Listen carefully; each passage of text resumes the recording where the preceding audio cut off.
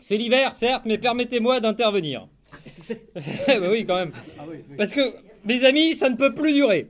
Tout le monde le sait et personne ne dit rien. Mais moi, on me fera pas taire. Alors j'avance et je prends la parole. Mesdames et messieurs, oui, je le dis et je le crie bien haut. Mesdames et messieurs, les pigeons sont des cons!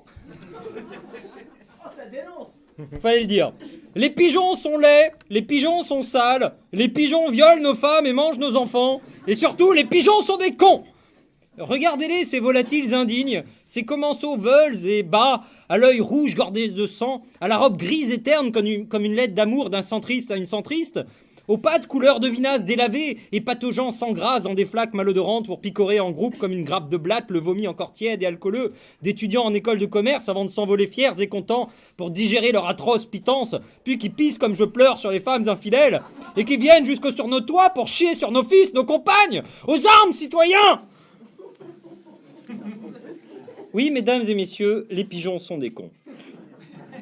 Combien de temps allons-nous tolérer au cœur de nos villes ces rats volants et s'engouffrant sous nos gouttières avec autant de classe qu'un étron diarrhéique fraîchement désannucé qu'on visionnerait dans une vidéo en retour rapide?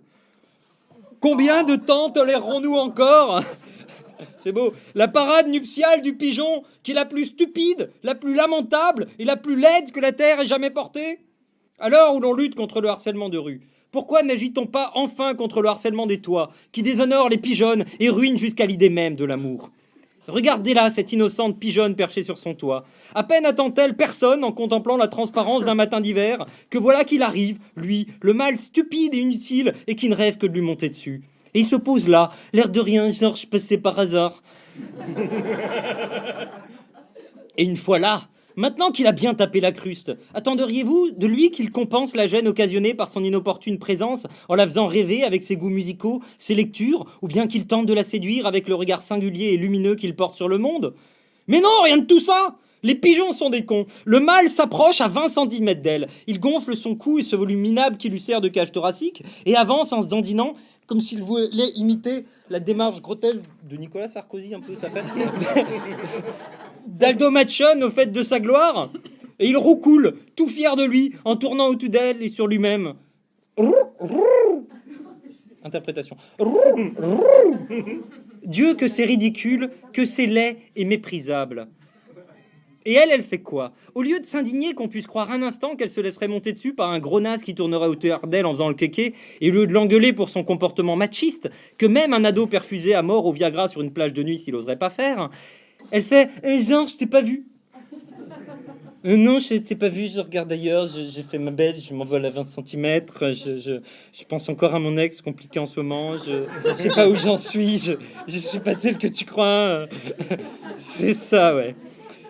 Mon cul, je t'ai pas vu, elle ment. Un pigeon, c'est un champ de vision de 340 degrés. Genre, il y a un truc qui se pose à 20 cm de toi en hurlant, en tournant partout, et toi, tu l'as pas vu. Le prend-elle pour un pigeon? Et là, elle marche à petits pas en regardant ailleurs.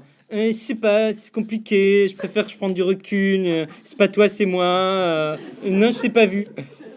Et après, elle se casse, mais pas sur un autre toit, loin. Non, juste à 10 mètres. Genre, je suis pas celle que tu crois, t'as vu? Je suis pas restée. Enfin, sinon, si tu me cherches, je suis juste là. Et lui, que fait-il? Il y retourne. Il n'a donc aucune dignité? Elle lui met un vent, le balade comme un con, et lui continue? Et tout ça pourquoi? Pour l'amour, c'est ça? En vrai, c'est quoi l'avenir qu'il lui offre en n'osant venir la faire chier sur son toit? Viens, chérie, aime-moi pour toujours et on ira tous les deux manger un reste de kebab écrasé sur un trottoir à Saint-Pierre. C'est ça son projet de vie avec elle? Et c'est pour ça qu'il s'humilie devant elle, qui fait mine de l'ignorer et qui tourne autour d'elle comme une mouche grasse et bleue autour d'un programme du FN, la faim au ventre et l'œil gonflé d'une concupiscence coupable? Non, vraiment? Et vous voulez la preuve que les pigeons sont des cons? Eh bien, c'est que ça marche. Et ce genre de conneries finit toujours par un œuf. Et ça n'arrête jamais. Et ils pullulent tant et plus, vivant leur existence misérable de commensaux. Il n'y a pas plus vil et minable qu'un commensal. Un commensal, ça vit des restes de bouffe d'autres espèces. Ça ne chasse pas, ça ne picore pas le fruit éclatant et gorgé de soleil sur l'arbre au soleil de l'été. Ça n'a pas la noblesse du héron fondant sur sa proie dans l'eau claire de la rivière. Ça ne mange pas bio. Et c'est tout juste bon à becqueter sans honte des frites molles, froides et grasses sur un trottoir. Et c'est même ça, à ça qu'on les reconnaît. Un pigeon, non seulement c'est con, mais en plus ça a du cholestérol. Alors, faites des analyses. Alors, je vous le demande, combien de temps allons-nous encore tolérer ça? Il est temps d'agir. Vous aussi, dites non au pigeon. Le pigeon, il ne passera pas par moi.